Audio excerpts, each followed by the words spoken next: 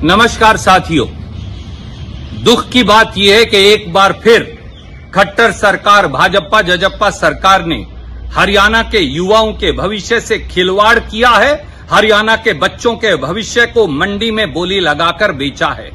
इस बार नया घोटाला आया है एचपीएससी का, यानी हरियाणा पब्लिक सर्विसेज सेल काउंटर।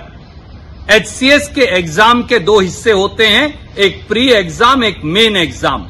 जो क्वालिफाइंग एग्जाम है उसमें 33% मार्क्स अगर कोई बच्चा ले तो वो क्वालिफाइड माना जाता है मेन एग्जाम में बैठने के लिए। पर देखिए भाजपा जजप्पा का पेपर सेट करने का नया तरीका।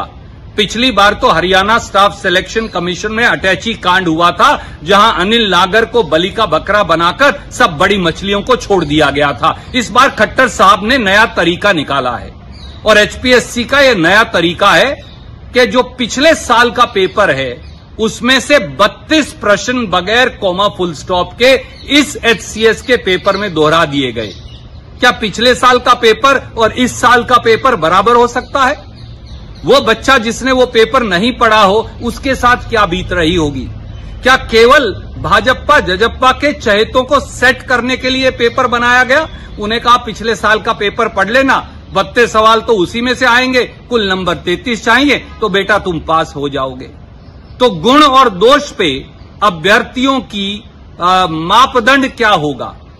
सच बात यह है, कभी पुलिस की भर्तियों में घोटाला, कभी एचसीएस जुडिशियल में घोटाला, कभी क्लर्क और एक्साइज इंस्पेक्टर में घोटाला, कभी अटैची कांड हरियाणा स्टाफ सिलेक्शन कमीशन में, और अब एचसीएस की भर्ती के अंदर सीधे सीधे घोटाला।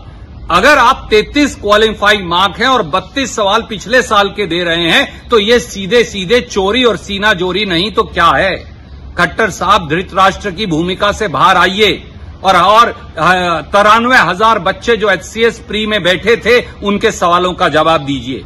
पहला सवाल, आप एचसीएस प्री का पूरा भर्ती प्रक्रिया जो है उसे कैंसिल करिए, क्यों नहीं कर रहे?